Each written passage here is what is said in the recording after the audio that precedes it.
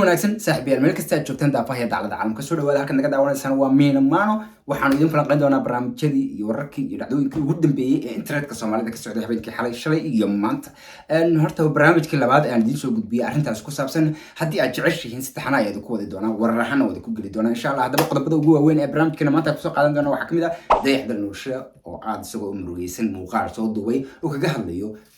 فيديو maalin u dambeeyay aad loo wareejinayo oo gabadhiisa iyo muwadda ku saabsan waxaan sheegay Dayaxda Nuurshe inuu si xun loo dhaqmay gabadha youtuberada ah ee yar ee muwadda haddaba muuqaalkaas oo geli doonaa sidoo kale waxaan falanqayn doonaa arrintii xalay ninkii Daahir Cali Sow oo markaasi riixay live-ka ay ku wada jireen laakaha iyo buskud arrintii iyo seeftu waxay sii qaadatay buskud oo laftooda laakaha iyo buskud ayaa goobta dhexdeeda isku dhacay muuqaalahayaadii ka haynaa waxay idin haynaa halkii ugu horreysay arrintu ka bilaabantay saarintuna ay ka qurintay waa muuqaalkii ugu horreeyay soo duubay Daahir Cali Sow kadibna waxaan eegi doonaa qaabkii uu soo galay isla markaasina u riixay live-kii ay ku wada jireen buskud iyo laakaha oo aad u caraysanayaan muuqaaladii qaabka uga carooday iyo dhibaatada qaabka ay isugu dhaceen momentii ay isku dhaceen isaga iyo buskud laftooda ay la falanqayn doonaa insha Allah sidoo kale haddaydan ogeyn habeenkii xalay ahaa arrintu way socotay markii live-kaasi dhamaaday Daahir Cali Sow ayaa soo jawaabay oo jawaab ka soo bixiyay arrintaasi muuqaaladeedii ka haya aan YouTube-ka ku jirin internetkana ku jirin anigoo kaliya aan hayo muuqaalkaas ayaan idin wadaagi doonaa insha Allah idinka ayaa raggeena ka dhiiban doonaa sidoo kale mar dambe ayaa isla saacada kadib waxaa soo hadlay buskud waxa uu ka hadlay iyo qaabka warintaas uga hadlay ayaynu falanqayn doonaa waxaa soo dhanaya barnaamijkana maanta ku falanqayn doonaa soo dhawaada halkaad ka daawanaysaan mar kale waa Miina Maano waa dabcan halkan ayaan waxaad ku talageli doonaa inaan wax kastoo internetka ka dhacaya aan idila wadaago wax kale idin hayaa arrinta Dayaxda Nuurshe ku saabsan muuqaalo kale oo cusub sidoo kale waxaan eegi doonaa muuqaal uu soo diyaariyay nin YouTuber oo ku saabsan TikTok-ga iyo ka taliya arrintaas way eegi doonaan ma soo sameyn dad gaar ah soo sameeyay laakiin tan waxa soo gelin waxaan doonayaa aarar yar inaad ku horeysa saaxiibayaal meeshan aniga ayaa iskale Miina Maano ayaa lahayd waa YouTube-keeni idin kale wada leedihiin laakiin hanu daan sheegay waxaan aan ka hadlayno waa xog dad kale leeyihiin maaha waxa inagu aan leenahay ta kale ha ku fikirina markaan anigu arrin Daahir Cali Sow ama Dayaxda Nuurshe ama qof kale aan ka hadlayo inaan anigu kama hadlayo markasta aan marna anigu fikirkayga kuma darsanayo haddaan ku darsana fikirkooda talaa mooyaan wax kale kuma darsanayo warar idin soo gudbinayo aan jeclahay inaad idinku wada sida doontaan fikirkaaga u qaado laakiin aniga hay ku soo ataagin horan cid baad raacday qaar markii xalay video aan soo dhigay oo ku saabsanaa arrintii laakaha iyo buskud laakaha taageersanaa markaa lahaa arrintaas dhexgelin Axmed oo arrin xun weeye wadaadnimada horta naga dhaafa masaajid ma joogno ta kale waxaad meesha ku yaala fikirkeedu ka soo dhiibo aniga hay soo jeesana bilaa calaykum muuqaalkan gali doonaa wax ka horeysin doonaa arrinta Dayaxda Nuurshe sida idin sheegay muuqaal ay soo duubay marka hore muuqaalka soo duubay idin la wadaagi doonaa waliba inta muhiimada naga soo qaadi doonaa kadibna waxaan gali doonaa qasada soo dhacday iyo arrimo fara badan oo falanqayntii qaabka internetka loogu falanqeeyay muuqaaladii markaas xafladda ka dhacay iyo wixii soo dhan Dayax السلام عليكم ورحمة الله وبركاته وإن سلام دمان dadka halkan ku jira waxaan rabaa inaan ka hadlo arrin labada maalin aad buunbuunayseen oo ku saabsan Muwaddirise runtii horta marka hore intaan ka hadlin arrinta Muwaddirise waxaan rabaa inaan ka hadlo gabadheeda hodan waa 4 jir waa 4 sano iyo 6 bilood jirta 2017 August dhalatay dabayaaqadeedii maxaa ku soo haray gabadheedu waa ilmo yar maxaa la ii sheeg oo waa ilmaha oo markii banaanka loo soo saaray inay iska ciyaaraan inay iska baashaalaan maxaa la waxay doonaan samay ilmana ma kula tashanayaan anina waxa adduunka ugu necbaa waxa waa mataqaanaa Soomaali aniga meel ka gal waayay inay gabadheedana ku soo darsanto oo gabadheeda aflagaadeeyaan aniga waxaas waa ka necbaa adduunka ugu necbaa fanta aniga waa adkaysan karaa laakiin gabadheedu waa ka xanaaqaa in wax laga sheego waa caruur ma yaqaanaan anyways hodan iyada rabtay ayada u ordaysay markii tan muddo loo soo gudbo ani attention-kayga dhanka muwadda ma xigan dhanka hodan xigu aan celcelinayo marna inay dhacdo ay ka celinayo meesha jaranjare ahayd oo dheer oo gacanta aan ka hayo maxaa la islaha gabadha ka dhicin marna maxaa la sheegay zaid u ciyaarta aan diidayo maxaa la dadka aan kaamirooyin kula soo wada jeedeen oo xitaa in ani duubtaan inay hodan duubtaan ay ka xigeen maxaa la sheeg si ay hadhow ceeb uga dhigaan ani waan garanaa dadka ma fahanteen anyways muwaddana maxaa ku saaray gabar yar oo abti u ahay waaye gabar aad u yar waaye gabar aan jecelahay waaye ana og ina maxaa la sheeg waxba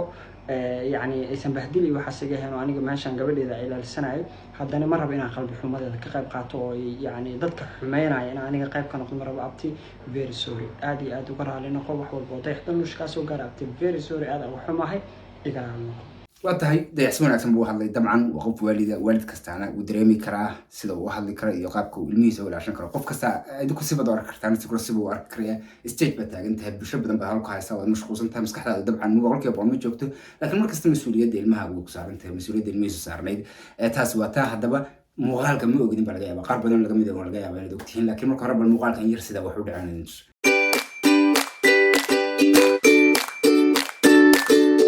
waxsa u sii weyn maaha waa saad arkayseen ilmo yaro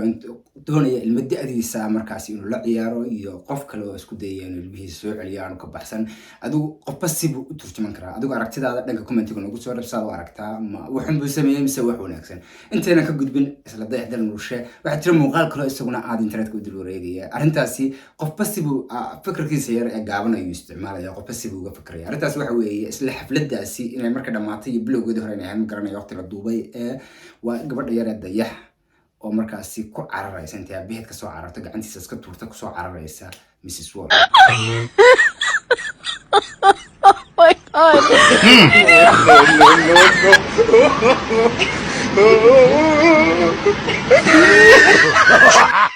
marka qaar dad badan baa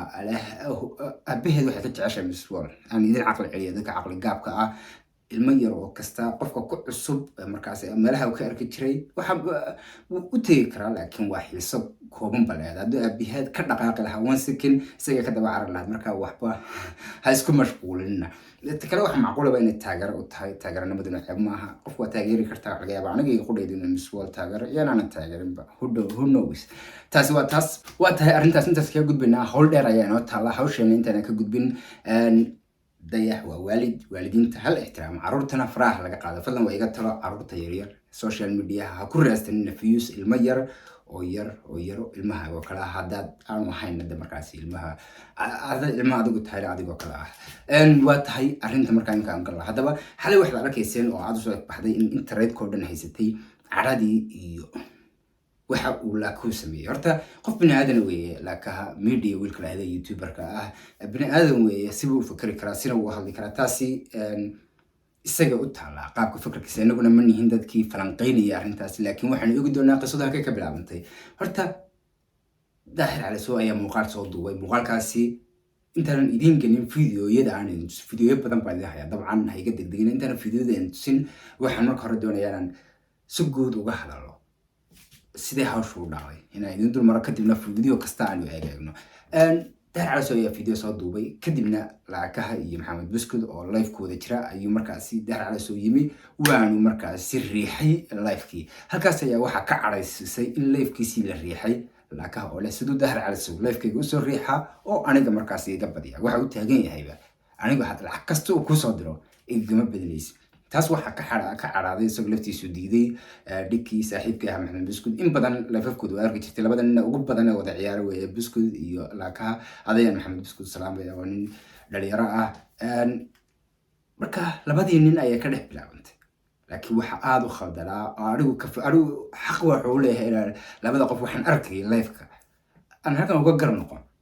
laakiin waxa waajib loogu leeyahay in number 1 maxamed buskud raali geliyo sababta xaqu mu lahayn hadallada ku isticmaalay hadallo xun ayuu aad runtii u isticmaalay hadda isaga iyo daahir sayaan waa isaga iyo daahir baas hayeen daahir la hadlay laakiin uu arrintii qabiyaaladeeyo oo laba wiil oo dhalinyaro ah qaasda wiil saaxiibayeen qabyaalad awgeed nin kale oo ay sayaan ugu ataago wax wanaagsan ma ahayn labadaba halkan marka salaamaya marka hore aan qisada markaas ku salaabano qisada dad badan ba ka soo jawaabay arrinta kadib daahir cali soo ayaa dib habeen markii uu soo jawaabay sidoo kale maxamed buskud ayaa arrinta mar dambe ka soo hadlay waxaasoo dhan waadin hayaa iyo muuqaal kale daahir isagu soo sameeyay uu ciwaan uga dhigay yaa markaasi tiktoka maamula arrintaasi dad buu ku durayaa dadna uu ka amaanayaa waa idinla wadaagi doonaa anigu ma edit garayn sidii nadiifta u ahaaba idin kula wadaagi doonaa muuqaalka dhammaadkiisa laakiin marka hore aan qisadan iska dhammayno waa kan muuqaalka daahir cali soo oo markii ugu horreysay baa arrinta isagu bilaabay markaad tirinin walaalkii maxamed gorgaataata muxuu kugu jawaabay kobatarihii cimraan ahaa war waxaani waa sheegata xuno midgaan hoos ku kalsoonayn qurmayo oraya daaqadihiisana ha qabsan dib dambana hawla xiriirin waa kuu sheegay inaad argacali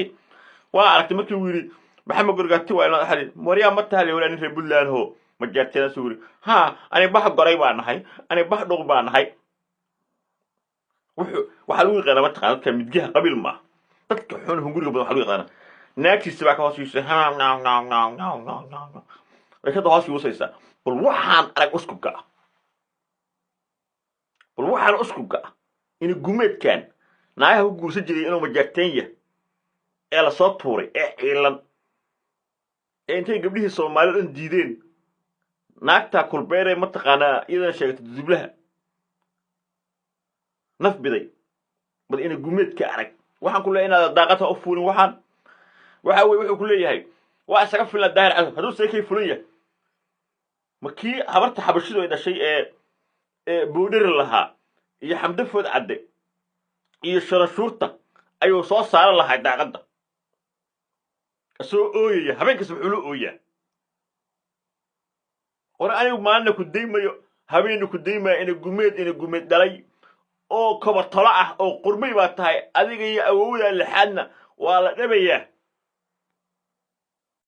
waa tahay waan filayaa daahir muuqaalkiisa inaad daawateen haddaba iyadoo taasi tahay ayaa waxa uu soo jugajugeeyey oo markaasi gujiyey leefka ay ku wada jireen maxamed buskud iyo laakaha oo halkooda dadkooda lacagta kaga guranaya ayuu isagu markaasi dhinac u bediyey arrintii laakaha ayaa aada uga xanaaqday hadaladii laakaha uu markaasi leefkaasi ka dhex yidhi qayb yar oo ka mid a ayaa la wadaagi doonaa haddii aad doonaysid isagoo dhammaystiran hadaladiisa oo dhan halkan sira ayaa idiin soo dhigaya muuqaal dhammaystiran ilaa 19 daqiiqo oo keliya maxamed buskud iyo arrintaas ka hadlayo laakiin iminka muhiimadda dhowr qodob oo yar ayaa idinka soo goyn doonaa ila daawada ha iga xanaajin anigu ibna zina weeye ibna zinana male magac sheekaynaysa horta mar dambe magacuu leeyahay soo qaadi mayo mana rababa sababtoo faa'iidadiisu waxay ku jirtaa inaan anigu sheego ay baan ku iri 1 million coins hadduu kuu soo diro xataa qaadan maayo 1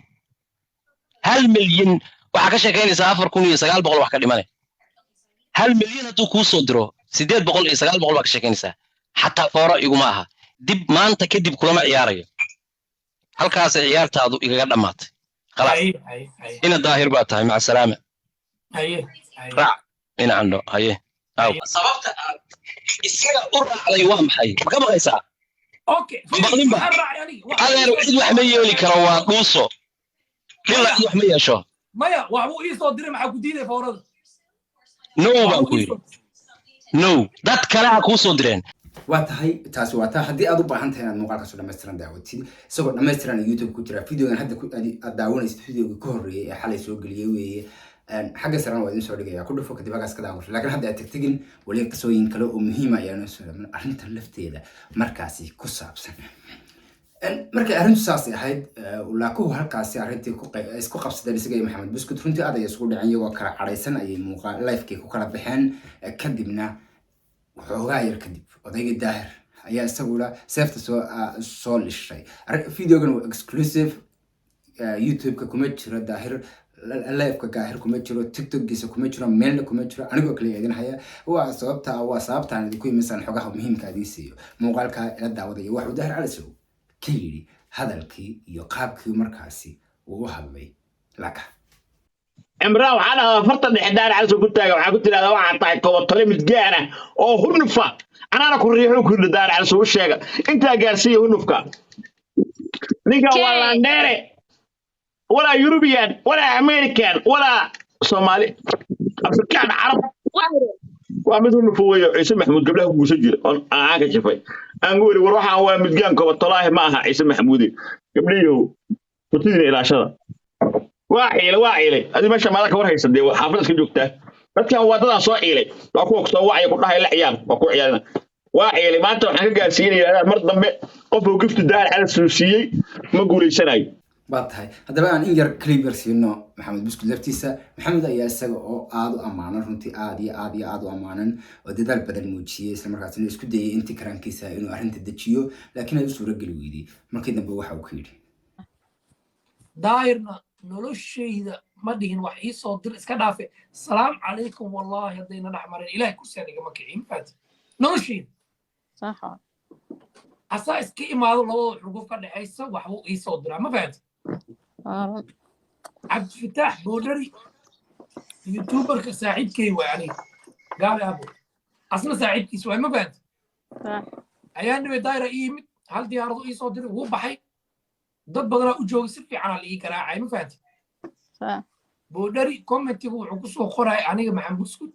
saaxiibkay waa xumaan uma qabo laakiin daahir aan ka garaacaya uu yidhi ugu yaraan 10 fooro 12 fooro iga badiyeen oo leeyahay daahiroo baxay hal diyaar soo tuuray darsa ku garaacayna ma fahanti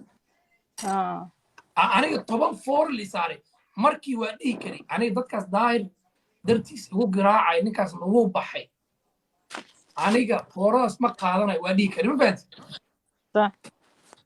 cimraan 3 maalin hadaa dhiil runta kuu sheegaa 2 maalin iga baday hal maraa baday yani ma fahanti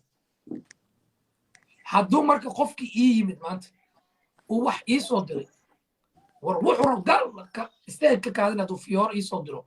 you have to say thank you qofkan accountkiisu ku xirooya qarashu gelino kuu soo diroya waa inaad thank you dhahdid ma fahanti waa tahay taasi waa taas intaas kusoo gabagabaynaynaa hal muuqaal oo keliya waa anigu aanan diyaarin dabcan waxna aanan ku lahayn diyaarintiisa keliya aan jeclaysta inaan la wadaago ayaan muuqaalka dhammaadkiisa inta kula wadaagaya laakiin inta ka horeysa hal midada sheegaya muuqaalka xiga hal qof oo kamid ah dadka komitiyada bixiya ayaa lacag hadiyada siin doonaa fadlan isku day inaad comment caadiya soo qortid adigoo aan ay tamayn si nadiifana comment u soo qoraya xagga dambana ka sii raaci Instagram-kaaga sababta waa halkan kala soo xidhay 2 shardi oo kaliya laga rabaa ama 3 waa inaad muuqaalkan subscribe garaysid isla markaasina waxaan ka wadaa YouTube-ka miina maana inaad subscribe tirahdid alarmina furatid waliba all geysatid soo wax kasta aan soo gelnaa kugu soo dhacaan sidoo kale aad muuqaalkan la garaysid 3 qof oo saaxiibada kamid ah aad markaasi